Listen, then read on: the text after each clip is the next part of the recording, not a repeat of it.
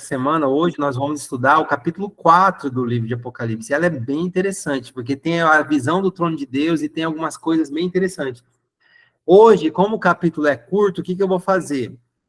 Eu vou ler versículo por versículo, porque realmente, eu tentei, fazendo como eu fiz as outras vezes, né, ir pulando os versículos, mas acaba que todo versículo tem alguma coisa interessante para a gente comentar. Então, e como ele é curto, eu acho que vai dar bem certo, vai ficar legal.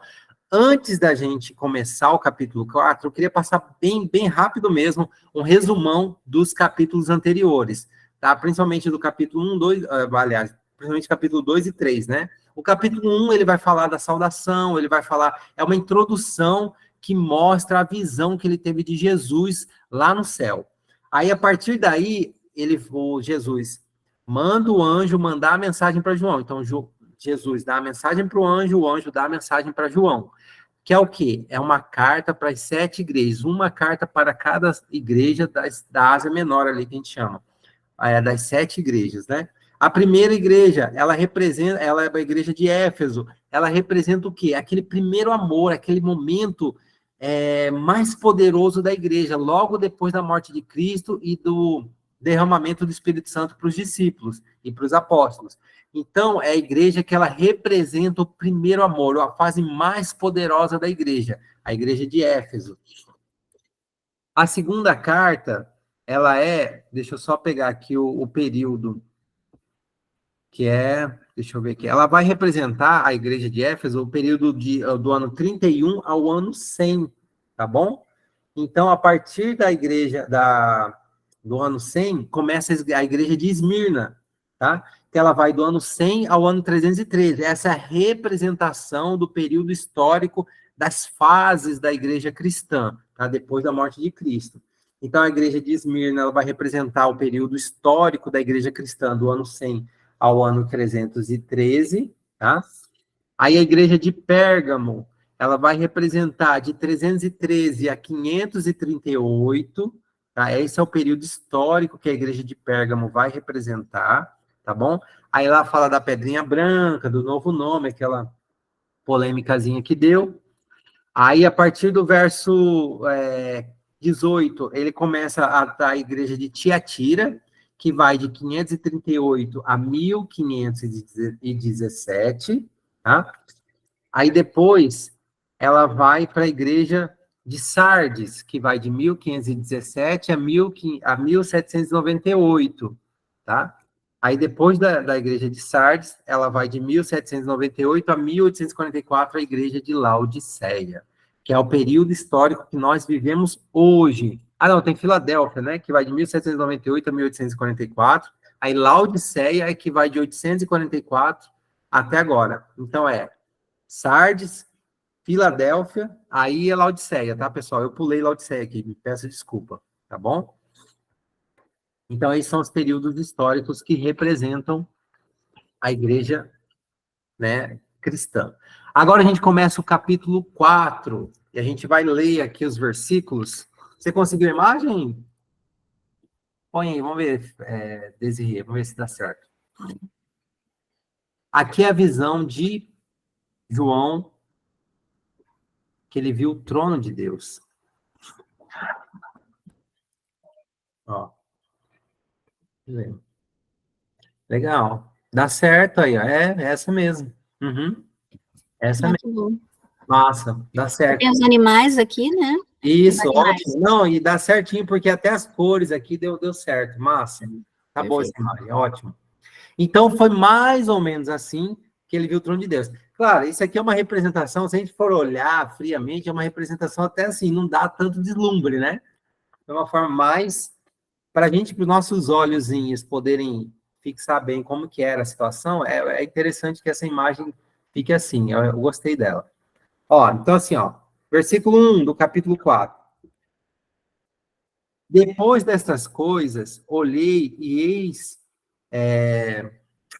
eis não somente uma porta aberta no céu, como também a primeira voz que ouvi. Então ele está fazendo referência lá à voz do anjo que ele ouviu nos capítulos anteriores, tá? Como de trombeta ao falar comigo, dizendo, sobe até aqui, e te mostrarei o que deve acontecer depois dessas coisas. Ou seja, aí a gente tem a primeira situação que é interessante a gente pegar. Essas coisas que ele fala é o quê? É o período histórico da igreja cristã, certo? E ela vai até quando? Ela vai até esse momento que a gente vive hoje. Então, a forma como o trono de Deus está representado aqui é um período depois de tudo isso. Eu acredito que seja até depois da volta de Cristo. Entendeu? Por quê? Porque ele fala, sobe aqui que eu te mostrarei o que deve acontecer depois dessas coisas. Então, essa visão do trono de Deus é a forma que ele vai se encontrar depois que nós estivermos lá no céu. Assim, pelo menos foi a interpretação que eu entendi. Porque se ele está falando depois das coisas que vão acontecer e o período histórico representa até a volta de Cristo, né? Laodiceia vai até a volta de Cristo, então, tá bom? Então, imediatamente eu me achei em espírito e eis armado no céu um trono, e no trono alguém sentado. Então, aqui é interessante duas coisas. Primeiro, ele foi arrebatado em espírito, ou seja, é como se ele tivesse uma visão, ele estava em visão. Aí algumas pessoas podem falar, Mateus, porque ninguém pode ver a face de Deus e continuar vivo. Realmente, ninguém pode ver. Nós, como pessoas carnais, como seres pecadores, se Deus se manifestasse aqui com toda a sua glória, a gente seria fulminado na hora. Nosso corpo não aguenta estar na presença de Deus por causa do pecado. Então, o que Deus faz? Ele vai e leva João em espírito, como se fosse uma visão, como se fosse um sonho. E isso tudo ajuda para que ele não seja fulminado lá na hora, né? Tá? Verso 3. Deixa eu ver qual que eu separei aqui, um e o 2, E esse que se acha sentado, semelhante no aspecto à pedra de jaspe, a sardônio, e ao redor do trono há um arco-íris semelhante no aspecto à esmeralda.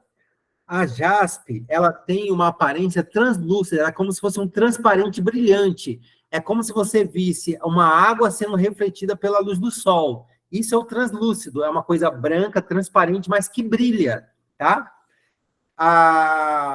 Qual que é a outra? O sardônio, ele tem a aparência avermelhada, e a esmeralda esverdeada. Então, essa foi a forma que João conseguiu fazer com que ele pudesse descrever o que ele estava vendo. E aí você vê, eu achei interessante nessa imagem, o arco-íris esverdeado, é isso mesmo. A imagem que ele viu foi como se fosse um arco-íris atrás do trono esverdeado. Aqui só faltou mais um tom de vermelho, né? Do Sardônio, mas o resto está bem presente aí pela visão que ele teve, tá? Então, não é que necessariamente existiam pedras preciosas e ele conseguiu identificar, até porque ele não é nem minerador, então ele não conseguiria identificar o que é, a não ser pela cor. Então, pelas cores que estavam sendo apresentadas ali na visão dele, ele fez uma relação com essas pedras preciosas, por causa do brilho, tá bom? Ao redor do trono há também 24 tronos, assentados neles 24 anciãos, vestidos de branco, em cujas cabeças estão as coroas de ouro. Então aqui começa uma parte bem difícil do texto, por quê? Porque não tem como a gente bater o martelo e falar assim, olha, esses 24 anciãos são aqueles tal. Não tem como a gente falar isso. Por quê? Porque no verso, né, a forma como João teve, aqui, deixa eu ver aqui, só voltando um pouquinho aqui o verso 3, o arco-íris, ele tem duas aplicações, tá? Quando a gente vê o arco-íris no trono de Deus, ele tem duas aplicações. A primeira é aquela promessa que ele fez com os homens, lembra Noé? Quando ele deu o arco-íris e fez a promessa que ele nunca mais destruiria pela água o mundo, então a promessa que ele fez o conserto, né, o ajuste que ele fez com os homens, ela tem essa primeira representação, e ela também significa, pela presença da cor esverdeada da esmeralda, ela é a soma da justiça de Deus com a sua misericórdia, tá? Então, essas cores do arco-íris, no tom esverdeado, ele simboliza a misericórdia de Deus e a justiça de Deus, tá? Então, tem esse simbolismo, essas cores, tá bom? Deixa eu ver se tem mais alguma coisa aqui. Tá. Então seria isso aqui mesmo. O verso 4, a gente encontra 24 anciãos vestidos de branco e com coroas na cabeça. Alguém sabe o que pode significar eles estarem vestidos de branco? Alguém sabe aí? Já que vocês são bem quietinhos, é uma sala de aula bem quietinha, eu vou estimular vocês a falarem um pouco. Alguém sabe? O que simboliza? Significa pureza. Isso, exatamente. Ela significa também a justiça de Deus, né? A pureza, a justiça de Deus que está presente na manifestação da sua vontade. Mas também ela significa pureza. E o ouro significa o quê? Alguém arrisca? Simboliza a vitória em Cristo, né?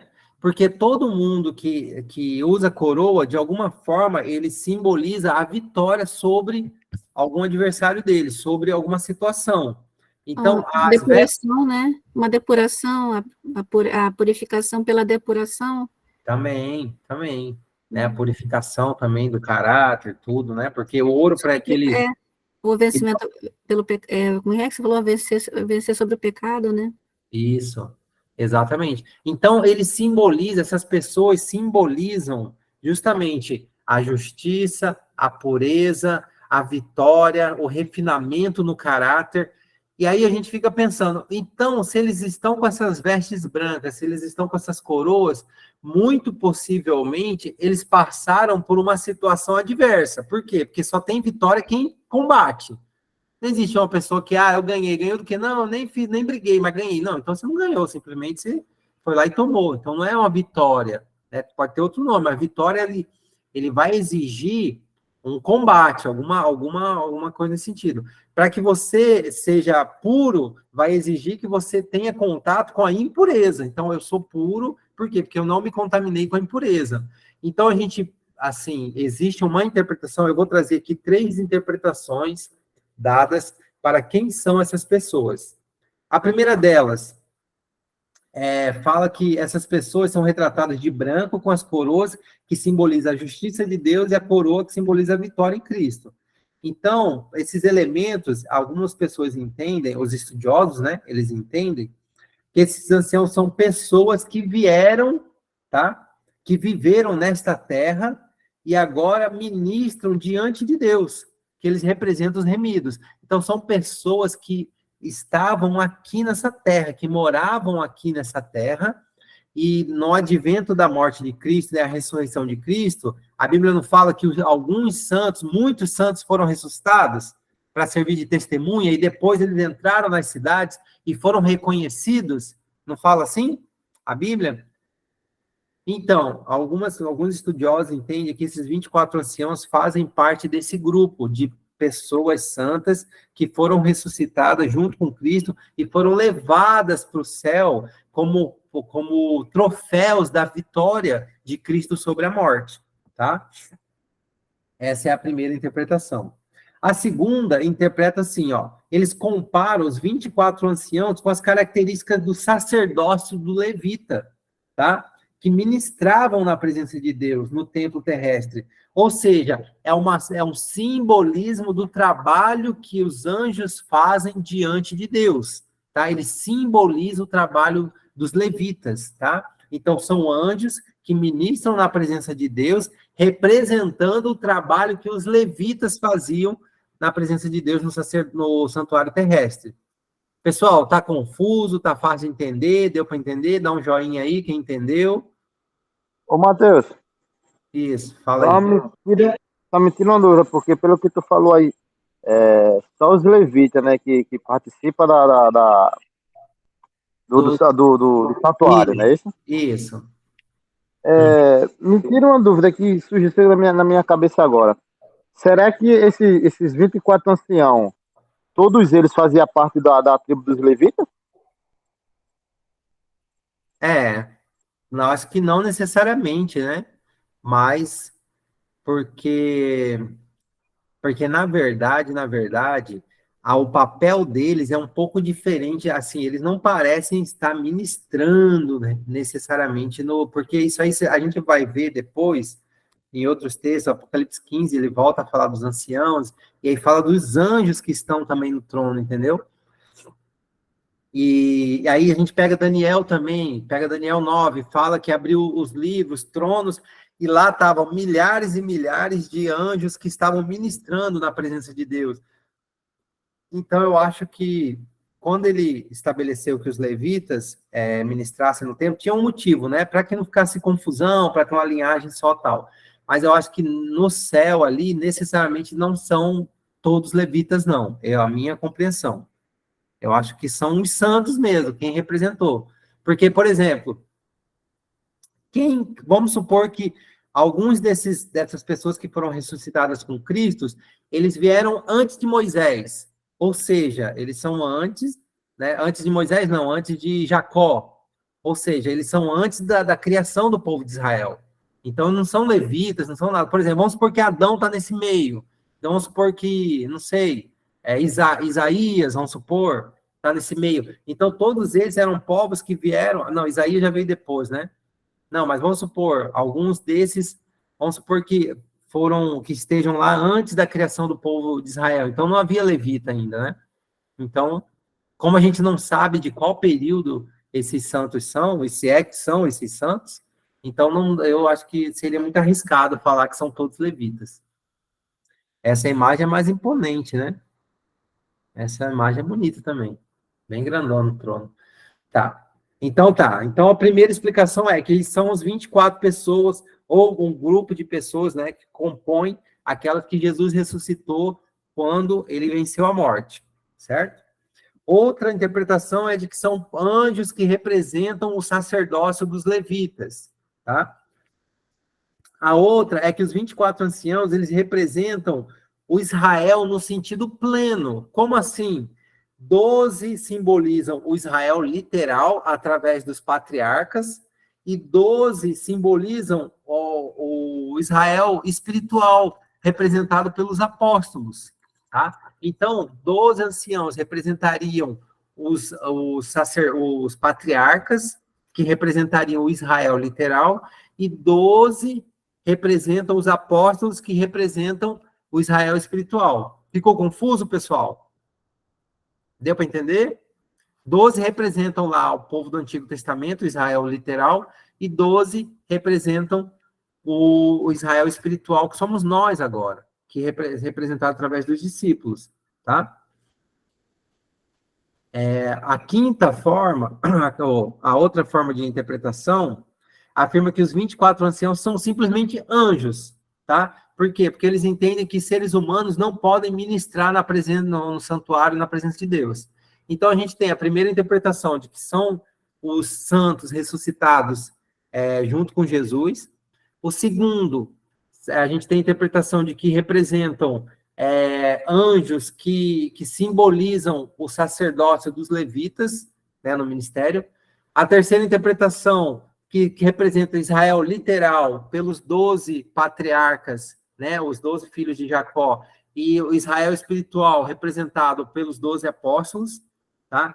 E a quarta linha de interpretação é de que representam anjos que ministram diante do trono de Deus, simplesmente, tá?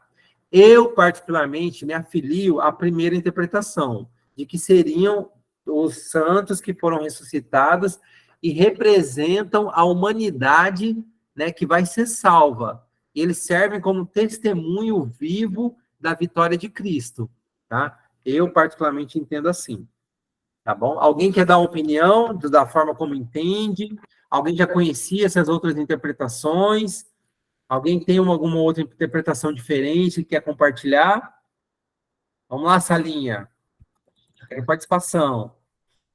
Não, eu também pensei dessa forma também, entendeu? Que significa testemunha, entendeu? E para mim, é a base do que a Bíblia fala, né? Sim. E a Bíblia sempre puxa para esse lado aí, que significa testemunha, tudo e tal. Mas uma coisa também que me quebra a cabeça, Matheus, referente a essas pessoas que foram ressuscitadas, que a Bíblia até fala, não tô lembrando que a Bíblia que fala que eles entraram na cidade, não é isso? Sim, entraram na cidade. Né? Agora, só que é interessante que a Bíblia, tanto a Bíblia quanto o Senhor White se cala, né? Não fala quem foi, não diz quem foi, nem os próprios discípulos dizem quem foi, né? Porque Eu creio que até os discípulos também viram essas pessoas, né? Sim. Mas eles se calam, não falam quem era. É verdade. Aí eu acho interessante assim, porque não existia retrato, não existia Facebook, não existia Instagram. Como é que você sabia que aquele lá, por exemplo, era o Isaías, aquele lá era o Adão, aquele lá era o fulano, aquele lá era o ciclano? Como é que sabia? Eu, particularmente, entendo que assim como Jesus ressuscitou e ele não foi conhecido, não foi reconhecido imediatamente pela Maria Madalena, quando viu, né, achou que ele era o responsável ali pelo sepulcro. Eu acredito que quando Jesus e os santos ressuscitaram, eles ressuscitaram com alguma forma de glorificação. Eu entendo que o corpo deles, de alguma forma, já estava glorificado. Eu acredito que não em sua plenitude, né? Porque aí eu acho que né, nosso corpo pecador iria, né, ser confrontado com a glória de Deus. Mas eu acho que, de alguma forma, eles já estavam com um pouco da glorificação de Deus, sabe? Eu acho que é por isso. Porque aí eles percebem, cara, o que é isso aqui? Como se fosse um extraterrestre. Só que com toda aquela vestuário e tal, aí o cara fala, não, eu sou fulano tal. Tem credibilidade, né? Então eu acho que foi nesse sentido que eles reconheceram, porque eles foram vistos, foram reconhecidos, e sendo que ninguém sabia a aparência deles, né? Antes de eles ressuscitarem. Certo? Então vamos lá. Versículo 5. Do trono saíam relâmpagos, vozes, trovões, e diante do trono ardem setas, tochas de fogo, que são os 7 Espíritos de Deus. Mais uma vez, o anjo aqui, João, faz referência, João, no caso, faz referência aos 7 Espíritos de Deus. Então, toda essa manifestação de poder, ela é dada através do Espírito Santo, é através das 7 formas, das 7 maneiras com que ele se apresenta para a gente. E aí eu acho interessante, ó, aqui a gente está falando de relâmpagos, uma situação que envolve química, que envolve física, que envolve a natureza, né? Vozes, trovões, né? Aí aqui ardem setas de tochas de fogo, também outro elemento químico da natureza, né? Que são os 7 espíritos. Então você veja que a forma como o Espírito Santo ele se manifesta em várias passagens são através dos elementos químicos e físicos da natureza. Então quando a gente fala que o Espírito Santo é responsável pela lei da gravidade, pelo instinto dos animais, tudo isso faz muito sentido com a descrição do papel dele aqui, diante do trono de Deus. Você vê que ele está vinculado aos elementos químicos da natureza, né? Então, tudo isso acaba fazendo muito sentido para mim. Ficou confuso, pessoal? Tá fácil? Deu para entender? Tranquilo, então. Verso 6. Adiante do trono, como mar de vidro, semelhante ao cristal, e também no meio do trono e à volta do trono, 4 seres viventes, cheios de olhos por diante e por detrás. Aqui fica cabeluda a coisa. Aqui é que o negócio dá um nó mesmo. Se antes a gente ainda tinha alguma possibilidade de que, pode ser uma pessoa ressuscitada, pode ser isso. Agora, 4 seres viventes que estão cheios de olhos por todas as partes, e mais para frente a gente vai ver que eles não têm descanso de dia e de noite, é o tempo todo eles olhando tudo. Existe uma interpretação que fala, que é inclusive uma das vertentes aqui de interpretação do como é que chama? Do comentário bíblico da nossa igreja, que ele fala assim, que pode ser que esses olhos representam brilho. Mas aí eu acredito que não, por quê? Porque em várias passagens, a forma como João descreve as coisas brilhantes são associando eles a pedras preciosas, ou até falando brilho intenso que me cegou e tal, tal, tal. Então aqui ele não precisaria usar uma outra metáfora para representar a mesma ideia de brilho, que ele já tinha deixado transparecer através dele descrevendo as pedras de jaspe, ônix e outras pedras preciosas que brilham, né? Sim, Sandrelli, pode falar. Mateus, eu queria que tu falasse um pouco sobre o mar de vidro, semelhante ao cristal. Sim, maravilha. Essa é uma representação que, justamente, olha, por que chama mar de vidro? Não é que existe um vidro, a gente pensa em mar de vidro, um monte de caquinho de vidro ali, tudo junto, né? Mas, na verdade, o que João viu foi águas muito brilhantes. Por isso que ele trouxe essa descrição de que o mar era semelhante ao mar de vidro, de tão brilhante que eram as águas, tá? Então, a ideia aqui de mar de vidro não é não é literal, é uma simbologia para as questões brilhantes. Por isso que eu acho que não dá para ele fala mar de vidro e olhos. Então ele traz, por que ele não fala mar de vidro, olhos, para representar o brilho, né? Então a representação do mar de vidro é brilho, é a forma como brilhava as águas em volta do trono. Eu não vi a mensagem aí, Carlinhos, quer falar alguma coisa? Eu vi uma mensagem do Carlinhos, mas não vi. Não, porque eu saí e entrei de novo, que deu problema no celular aqui. Tá. Acho que foi isso, então, que eu vi. Tá? Certo, Sandrellen? Então, é uma representação do brilho das águas. Maravilha. E aí entra na questão dos 4 seres viventes. Aqui é interessante também que a gente, depois, ao final, eu vou ler com vocês Ezequiel. Ezequiel também, Ezequiel, Isaías, Daniel, todos eles viram o trono de Deus em algumas fases diferentes. E aí Ezequiel, ele traz muitas semelhanças com essas descrições de João, tá? E então, deixa eu ver aqui, tá. O que acontece? Os 4 seres viventes, normalmente, eles têm os mesmos elementos que Ezequiel viu de anjos, quando ele se referia a anjos. Eu vi 4 anjos também com olhos e tal. A diferença mais significativa, Ezequiel viu anjos com 6 asas. Deixa eu ver aqui. Quantas asas tinha esse? Para não me confundir aqui.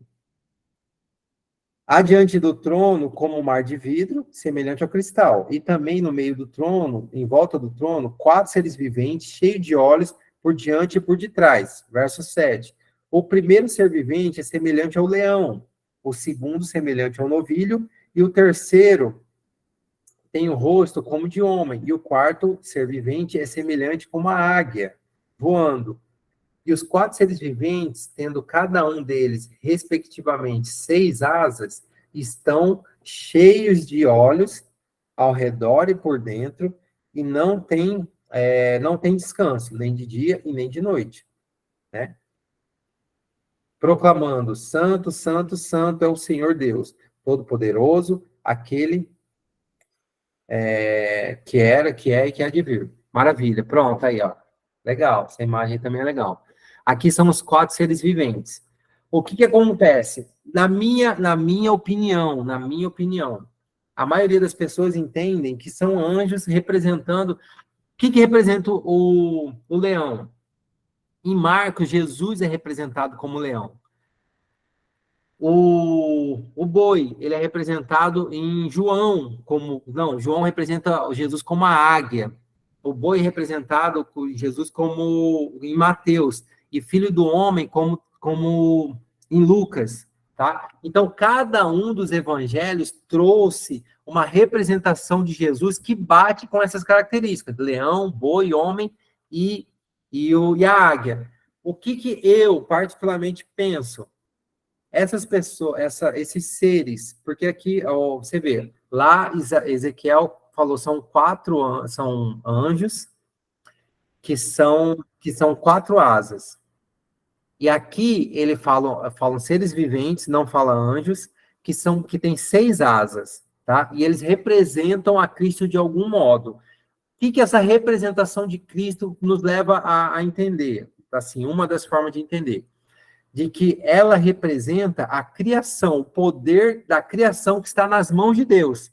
Então, Deus, ele está presente em toda a criação, não só aqui no planeta Terra, não só no sistema solar, em toda a criação. Cada um desses seres, na minha opinião, representa um pedaço da criação, tá, que está servindo de testemunha, porque ele tem olhos que veem 24 horas por dia, não tem descanso nem de dia nem de noite, e louvam a Deus. Ou seja, são seres diferente daqueles de branco, de coroa, eles não têm coroa, não vestem branco, ou seja, eles não passaram por tribulações, eles não venceram nenhuma batalha, mas eles sim servem de testemunha. Os olhos, na minha opinião, representam toda a guerra espiritual que eles podem ver. Para quê? Para que toda a criação tome conhecimento do que está sendo passado aqui na Terra. Entendeu? Então, na minha opinião, esses seres viventes, eles representam cada pedaço da criação, dos seres pensantes, né? Da criação, já dou a palavra, cada pedaço da criação, e eles são representados, e eles servem de testemunhas para que eles possam entender e ver toda a guerra espiritual que está acontecendo, tá? Então, na minha opinião, não são anjos, são seres que representam, por exemplo, uma civilização, um pedaço do universo, um pedaço de cada parte da criação, que representa os seres pensantes da criação, e eles servem como testemunha. Eles têm a capacidade, Deus deu o poder para eles, deles sentirem, verem e participarem de forma indireta de toda essa guerra espiritual. Sandré? Não é sobre esses 4 seres aí que foi falado aí no verso 8, os seres viventes, né? Tenta a ilustração de como poderia ser eles. Só mostra olhos e asas. Eles definiram até que a semelhança do anjo era isso aí que tu tá falando, desses 4 seres viventes. É uma coisa louca. Depois joga no grupo a foto, isso. Eu achei aterrorizante a pessoa assimilar um anjo, como eles assimilaram na ilustração, com vários olhos e várias asas. Uma coisa louca, abominável. São 6 asas e olhos por toda parte. O que acontece? A gente tem que pensar que o Apocalipse ele foi escrito em uma linguagem simbólica. Então, não é necessariamente, isso não precisa ser necessariamente que eles tenham essa aparência, tá? Mas o que representa? A capacidade que eles têm de ver toda a guerra espiritual. Na minha opinião, é essa, entendeu? Então, o poder que Deus deu para eles, para que eles possam ver toda a guerra espiritual que está acontecendo. Todas as armações de Satanás, tudo que Satanás tem feito, todo o combate que Deus faz. Essa aí que você fala? É esse, Sandrelli. Essa é bem sinistrona mesmo. É, né? Bizarro. Então, isso é só uma ilustração, tá, pessoal? Não é uma coisa literal, necessariamente, que seja assim. Só para contribuir aí com a... Aí você terminou o estudo bíblico e ela veio me perguntar, disse, amiga, isso aí não tem nada a ver com anjo, não, vice. É só apenas uma ilustração. Só que eu não tinha lido ainda esse verso onde fala, sabe, sobre esses 4 seres viventes, esses olhos, eu não tinha lido ainda. Aí agora eu entendi. Exatamente. São seres que, na minha opinião, que servem como testemunha da guerra espiritual. Aí um detalhe, uma coisa que uma vez eu perguntei para um amigo meu, cara, onde que está o Espírito Santo no Apocalipse? Aí aqui, fazendo esse estudo, a gente vê que ele fala, né, 7 espíritos, mas aqui também tem uma representação muito interessante. Pode falar, Desirê. Não, só para falar. Desculpa, só para falar para a Sandrelli que essa imagem eu tirei de um site que diz assim, a visão, o vídeo viraliza e hebreus ou judeus alertam sobre a má interpretação bíblica. Então deve ser alguma coisa fake, alguma coisa na internet que daí acaba virando, né? Viraliza, né? Viraliza e aí acaba sem tendo mais estudo por cima, acaba ficando, né, como verdade. Isso. Aí isso é só uma representação, tá, pessoal? O Apocalipse ele é 90% simbólico. Então é uma representação de que eles estão vendo tudo, tá? Assim, e só quem pode ver tudo é Deus, com licença de Deus. Então, por que Deus mostrou esses 4 seres viventes? Para que o João entendesse como que é a engrenagem da guerra espiritual. É uma coisa que eu sempre gostei muito de estudar e eu percebo muito a necessidade de ter regras, de ter conceitos, de ter hierarquia, de ter, assim, estabelecido critérios, né? Para que, você só pode ir até aqui, você só vai até ali, isso aqui eu posso fazer, isso aqui eu não posso, assim eu posso, se ele me der abertura eu posso, se não. E no caso desses seres viventes é o quê? É a capacidade que eles têm de enxergar toda a guerra espiritual, que eles só poderiam fazer isso se eles tivessem o poder dado por Deus para isso, tá? Aí aqui eu acho interessante que esses 4 seres viventes, eles ficam o tempo todo, de dia e noite, sem descanso, falando santo, santo, santo. O que isso lembra? Santo, santo, santo. O que lembra? A manifestação da Trindade, né? Então, quando ele fala santo, santo, santo, ele está se referindo à Trindade, aos 3 elementos que formam a Trindade, né? Que é o nosso Deus. Tá? Então eles, ó, aqui, ó, a parte final do versículo 8. Estão cheios de olhos ao redor e por dentro, e não tem descanso, nem de dia, nem de noite, proclamando: Santo, Santo, Santo, é o Senhor Todo-Poderoso, aquele que era, que é e que há de vir. Por que isso fortalece a minha teoria de que são representantes de outras partes da criação que estão vendo a guerra espiritual e estão falando: realmente, Senhor, o Senhor estava certo, longe de ti é só desgraça. Então, cada vez que eles se aprofundam na guerra espiritual, cada vez que eles têm a oportunidade de testemunhar o que Satanás está fazendo, destruindo a criação de Deus, o que eles fazem? Eles glorificam dia e noite o nome de Deus. Entendeu? Ficou confuso, pessoal? Deu para entender a participação desses 4 seres viventes e a representação deles? Que aí, né, em Mateus, ele é comparado ao boi, em João, ele é comparado à águia, em Marcos, ele é comparado ao... Qual que é o outro elemento? É o boi, o leão. Marcos, ele é o leão da tribo de Judá. E em Lucas, ele é comparado ao filho do homem, ao homem, né? Então, esses elementos representam o quê? A manifestação de Deus em toda a sua criação. Assim, na minha opinião, entendeu? Então, por isso que cada um deles representam, tem um aspecto de aparência, né? Porque eles representam cada parte da criação de Deus, tá bom? Então, vamos lá. Alguma dúvida mais, pessoal? Verso 9. Quando esses 7 viventes deram glória e honra e ações de graça ao que se encontra sentado no trono, ao que vive pelos séculos dos séculos. Então, aqui fala, né, que eles deram glória e tal. Os 24 anciãos prostraram-se diante daquele que se encontra sentado no trono. Adoraram o que vive pelos séculos dos séculos e depositaram as suas coroas diante do trono, né? E proclamando: Tu és digno, Senhor Deus. Calma aí. Tu és digno, Senhor Deus nosso, de receber a glória, a honra e o poder, porque todas as coisas tu criastes. Sim, por tua causa, da tua vontade, vieram existir todas as coisas. Aqui eu acho interessante no verso 10, que ele fala assim, e depositaram as suas coroas, ou seja, eles atribuíram a vitória que eles tinham a Deus. Então, eles pegaram as coroas dele e falaram: Senhor, isso aqui simboliza a nossa vitória, só que a nossa vitória, ela só vem através de ti, pá, e jogaram diante deles, e que, manifestando que o poder para vencer, ou a capacidade de vencer qualquer batalha, ela só vai existir se Deus nos conceder. Aí eles nos concede quando? Quando a gente pede, quando a gente se esforça em conseguir, tá? Então é aí que a gente consegue a força para vencer as batalhas, tá? Então eu achei interessante essa parte também.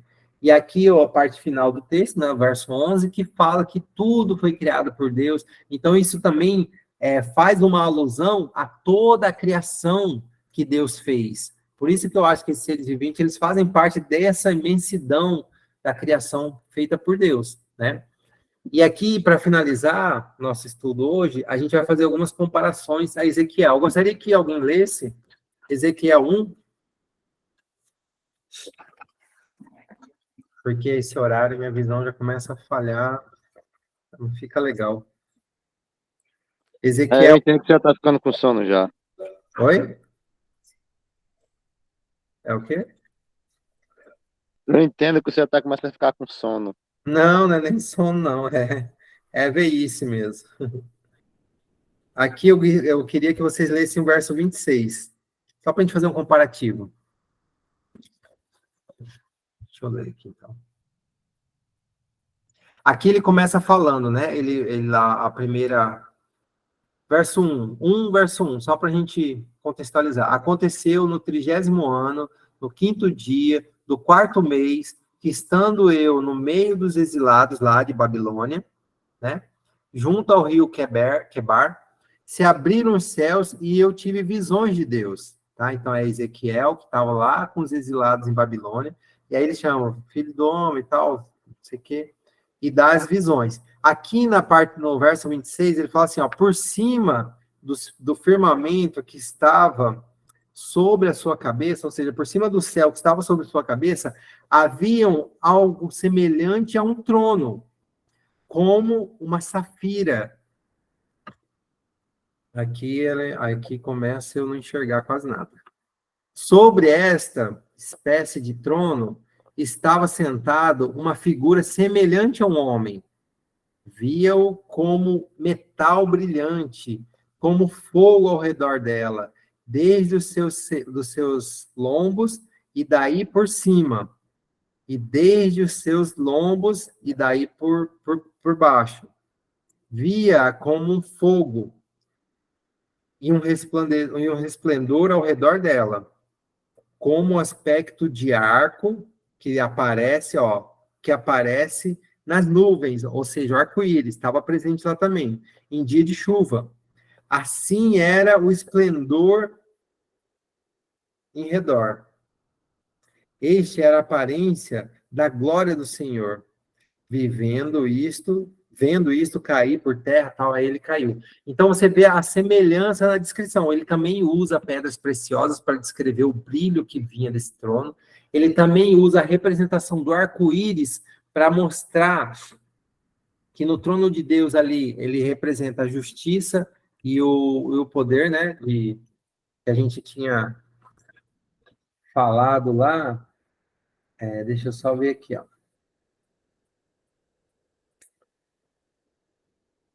A justiça de Deus com a misericórdia de Deus, né? As cores esverdeadas que Deus viu. Então, alguma diferença? Primeiro, Ezequiel, ele não viu os 24 anciãos. Então, isso fortalece a ideia de que esses 24 anciãos, eles só estavam presentes depois da ressurreição de Cristo, porque ele não viu esses 24 anciãos. Os 4 seres viventes, eles tinham 4 asas, e o de João tinham 6. Então, assim, aparentemente também não eram os mesmíssimos, né? Em Ezequiel,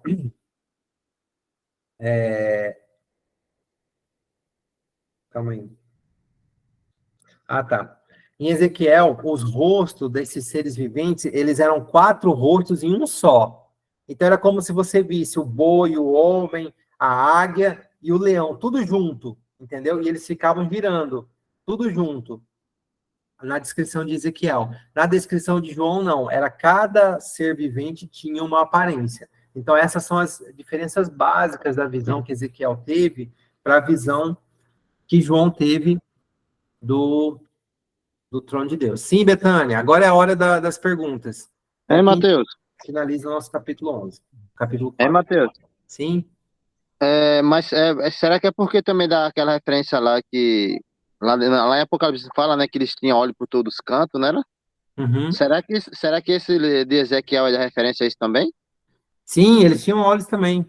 Na descrição Não, mas tá falando assim, que nem tu falou, né, que eles tinham, em cada lado da sua cabeça tinha um rosto, né?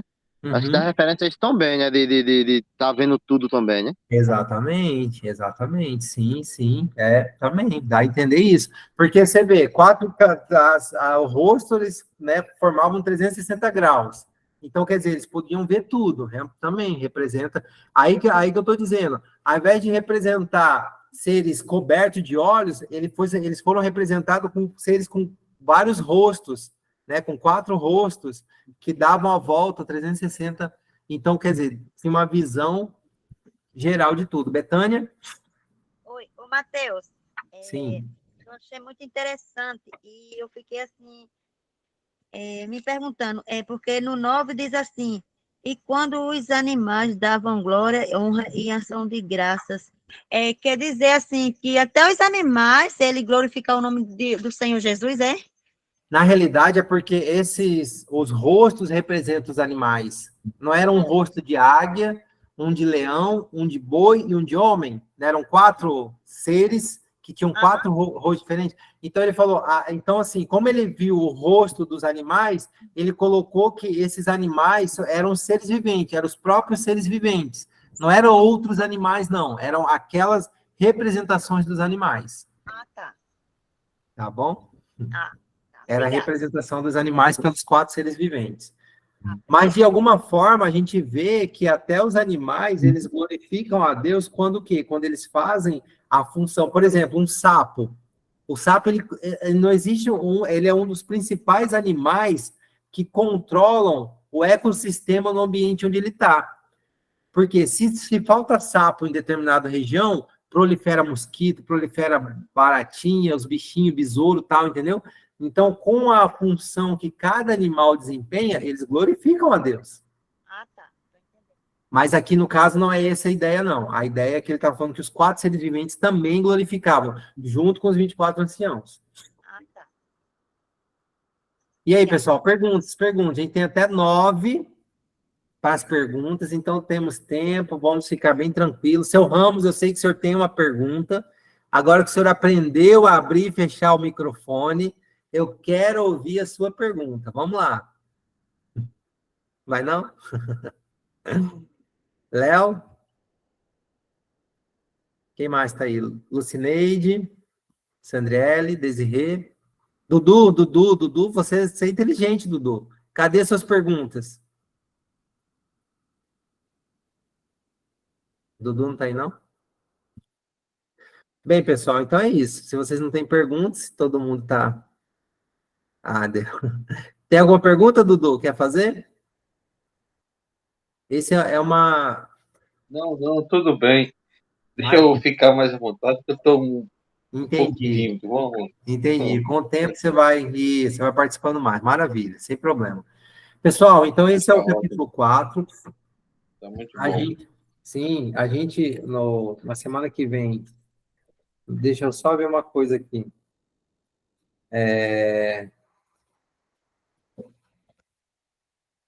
A gente vai para o capítulo 5, né? Porque tem alguns, depois a gente vai precisar, quando a gente chegar lá pelo capítulo 8, 9, a gente vai precisar ler o livro de Daniel, ler o capítulo 2, e do 2 ao 3 ou ao 4, tá? Para quê? Para a gente entender melhor o Apocalipse, tá? Essas partes do Apocalipse. Então, se preparem, né? Vamos lá. Alguma pergunta? Vocês levantaram a mão? Ou foi eu que levantei? Mateus, então aqueles 4 seres viventes, eles não podem ser considerados anjos. Não, a princípio não. E, apesar de Ezequiel ele ser chamado de anjo, mas aqui ele faz uma distinção muito grande. A gente vai ver nos outros capítulos que ele descreve muito claramente quando é anjo, quando é ancião, quando é ser vivente, entendeu? Então, na interpretação que eu faço, é que não são anjos, não. São seres que representam outras partes da criação e servem como... Tão simbólico, né, Mateus? Isso. Eles representam, é como... A Ellen White não fala que nós somos espectadores para todo o universo não caído? Esses 4 seres viventes, na minha opinião, ele representa todos aqueles que servem de testemunha para essa guerra espiritual, para os mundos não caídos. Entendi. Então, os seres viventes é apenas ilustrativo. Não tem uma definição concreta. Simbólico. Simbólico. É simbólico, só quero falar ilustrativo. Na realidade, assim, todo o Apocalipse, praticamente todo ele, é descrito por simbologia, né? Então, a gente vê muitos aspectos simbólicos aí em todos os elementos que são apresentados. Então, por exemplo, vamos supor que sejam as testemunhas dos universos não caídos, mas não são 4, são milhares, entendeu? Vamos supor. Eles não têm olhos por todo lugar, eles simplesmente receberam o poder de Deus de ver, através de visão, o que Satanás está fazendo, entendeu?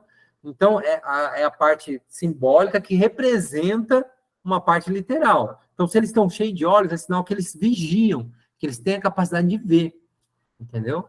Agora, como eles veem isso, não é necessariamente através desses olhos pelo corpo todo, entendeu? Isso é a simbologia. Mas que eles estão lá, de alguma forma, eles estão, entendeu? Ah, não são 4, são 400, são 4.000, são 4 milhões, beleza. Mas eles estão lá. Ah, eles não têm olho por toda parte, eles simplesmente têm o poder de Deus de ver a guerra espiritual. Sim, entendeu? Mas eles estão lá. Eles não têm cara de boi, eles só representam o que Deus representa, o que Jesus representa, o leão da tribo de Judá, o cordeiro de Deus que tira o pecado do mundo, a águia que voa sobre todo o céu, entendeu? Então, é uma representação simbólica de alguma coisa literal. Isso a gente não pode perder. Ah, não, é tudo simbólico, nada a ver, isso não existe. Não, é assim também não, entendeu, pessoal? Então, a gente tem que ter esse cuidado. É uma simbologia que representa alguma coisa que existe, entendeu? É Mais por alguma isso, é igual tu falou, né? Por isso que o Apocalipse é 90% não se entende quando se lê, né? Como se lê. Exatamente. Aí o cara já deve prestar atenção nisso, porque às vezes tem uma coisa lá, mas nunca é aquilo que a pessoa tá lendo, né? Isso é o erro de muita gente, muitos amadores, por causa que lê o Apocalipse e termina não entendendo, né? O que significa. Não, é isso. Pronto, é igual eu estudei um tempo. Eu tava estudando um estudo do pastor aí, rapaz, esqueci o nome dele. Pastor, Uhum. é da igreja. Sim? Ele tava falando que teve um tempo atrás, tudo que a pessoa veio perguntar a ele, veio perguntar a ele, não, veio dizer a ele que um pastor da outra igreja disse que não tem aquela a besta, se eu não me engano, é em Daniel, se estiver enganado, que Ah, é mestre do mar, sim, é a própria né? Apocalipse. Não é isso, pronto. Aí o pastor tava se referindo que tem um pastor da igreja que tava dizendo que ninguém era pai pro mar, não, porque a besta ia sair do mar. Meu Deus! Tá me entendendo? Aí Caraca! olha só como o povo distorce o que a Bíblia fala. Entende? Não, irmão, não vamos pro mar, não, porque a besta vai sair do mar, não sei o que tal. Que Meu amigo, absurdo! Meu Deus! É muito sério isso, é muito sério. tá me entendendo? Infelizmente, Hum. as pessoas não se preparam e vão e fazem besteira. Ô, Matheus, tem uma pessoa com a mão levantada. Quem é essa pessoa que eu não tô conseguindo ler o nome? É Maria o quê? Betânia, ela esqueceu de baixar a mão, ela já perguntou já. Betânia, isso aí, você baixou. Se quiser perguntar alguma coisa, Betânia, pode perguntar, abre o microfone e manda bala. Não, não, não. Era só aquela hora, né? E sobre o dragão, né, também que tem na Bíblia, né? Menina, eu lembro quando eu ia para a igreja antigamente, nas outras, né, quando eu era mais nova, eles falavam que o dragão, a besta, era besta. Eles, mãe chamava de besta fera, me lembro como se fosse hoje. Dizia que ia sair pegando a gente, se a gente não aceitasse Jesus. Era uma coisa horrorosa. Muita congregação prega que a besta, que o dragão é uma coisa, sabe? Aterrorizante. Então, eu lembro quando minha tia disse que queria aceitar Cristo, que ela é de outra congregação. Aí, lá, em frente de casa, teve um culto bem grande. Aí o pastor disse assim, olha, você vai aceitar Jesus, mas você vai passar a noite toda vendo bicho. Menina, eu fiquei com tanto medo que eu não dormi nem com a minha tia, tanto medo que eu fiquei. Nossa, Eu tava um terror tão grande, não é como se fosse hoje, eu ficava aterrorizada. né, não. Isso aí não, assim, infelizmente é uma técnica que eles usam de fazer as pessoas irem pelo medo, né? Eu acho que a gente tem que tentar pelo amor. Se não der pelo amor, Deus acaba usando a dor que a gente sente de estar longe dos caminhos dele, mas por medo, Deus não quer ninguém por medo, não. Ah, não, eu vou porque eu tenho medo disso, medo daquilo. Eu acho que não é essa a estratégia que o Espírito Santo usa, não, né? Que bom, fico feliz que vocês concordem, né? E, infelizmente, isso faz parte, assim, de um despreparo de pessoas que querem, de alguma forma, ajudar o evangelho, mas não sabem como e acabam fazendo esse tipo de situação que acaba só prejudicando, né? Distorce demais a palavra de Deus, né? Mas bacana. Vamos lá, mais alguma pergunta? Não? Maravilha. Mas hoje eu gostei, vocês participaram mais, fiquei feliz, viu? Esse assunto também é um assunto bem, assim, ele não tem, né, como a gente bater o martelo em nada, isso é uma coisa que a gente vai deduzindo, vai tirando ali uma ideia dali, uma ideia daqui, então a gente vai montando o quebra-cabeça aos poucos, né? Quem são os 24 anciãos, os 4 seres viventes, Mas fiquem tranquilos também que se de alguma forma a gente estiver buscando ou se conectar a uma interpretação que de repente não é a certa, isso não vai fazer diferença. Agora a gente não pode abater o martelo. Não, eu tenho certeza que isso aqui, as 24 pessoas que foram ressuscitadas, isso é perigoso, entendeu? Então, por isso que eu apresentei as 4 interpretações que a nossa igreja traz pelo comentário bíblico, né? As 4 interpretações, e aí você vê qual delas você mais entende ser a certa, né? E se afilia a ela. E aí, quando você for passar isso para frente, você fala, olha, tem várias interpretações, uma delas que eu entendo ser a mais correta é essa, entendeu? A gente não pode bater o martelo em cima disso. E ter muito cuidado, né? Apocalipse é um livro muito traiçoeiro no sentido desse simbologismo, desse simbolismo. Então tem que ter cuidado. Pode falar, Betânia. Hoje eu estava vendo aqui. Só fala mais perto ali do celular, porque eu não estou ouvindo. Hoje eu estava vendo um vídeo falando sobre esse implante do chip, né? Que vai ser implantado e tal. Aí, Falando sobre o quê? o chip que vai ser implantado, né? Ah, nas chip. pessoas, né? O chip. Aí hoje eu assisti esse vídeo e confesso que eu fiquei horrorizada, porque dá muito medo, né? Porque eles falam com a firmeza, né, que as pessoas não quiserem aceitar, né? Será que isso vai acontecer mesmo, Matheus? Que bom que você tem essa dúvida, porque a gente vai esclarecer toda ela no capítulo 13 de Apocalipse, tá? Fique tranquila que a gente vai estudar no capítulo 13, né? Mas assim, já adiantando alguma coisa, a ideia da marca da besta e do selo de Deus, ela não é também, como todo Apocalipse, ela não é literal. Ela não é um chip, ela não é o celular, ela não é isso, não é aquilo, não é uma coisa física que a gente vai ver. São atitudes que a gente vai tomar que vai fazer com que no mundo espiritual a gente seja selado para Deus ou a gente receba a marca de Satanás, do dragão. Entendeu? Então fique tranquila, tá? Que a gente vai esclarecer. A Bíblia ela vai responder isso, tá? Ela vai responder tudinho essas questões. E fique tranquila. E assim, vamos ter cuidado com esses vídeos sensacionalistas, né? Assim, algumas coisas a gente pode até tirar de proveito do conteúdo, mas vamos ter cuidado, vamos ser seletivo, para a gente não cair aí em umas teorias da conspiração que existe e não ficar paranoico em algumas coisas, tá? Fiquem tranquilos que tudo isso vai ser esclarecido. A Bíblia mesmo vai responder, tá bom? Mas eu já te garanto que, a princípio, a marca da besta não é um selo, não é um chip. Mas já vou adiantando para você ficar tranquila, não é um chip. Tá, obrigada. Tá bom? Aí tem agora esses documentos digitais, né? Tudo vai ser um documento só e tal. Então, pronto, agora é a marca da besta, vai ser um documento só e tal. Mas fiquem tranquilos que não é essa a ideia que Deus tem. Tá? Bacana, tô gostando. Mais, pessoal, mais perguntas? Mais perguntas? Maravilha, então. Seu Ramos, semana que vem, o senhor está incumbido, alguém lê para o senhor o capítulo 5, o senhor vai lá na internet, lá no YouTube, põe lá, capítulo 5 de Apocalipse, Bíblia em áudio, e vai ouvir o capítulo 5, vai trazer uma pergunta bem cabeluda para mim, que eu nem vou saber responder. Fala, caramba, essa foi forte, hein, seu Ramos? Se preocupe não, se ele não fizer, eu faço. Isso, pronto, aí já falo, semana que vem eu vou pesquisar, semana que vem eu respondo, que essa foi cabeluda.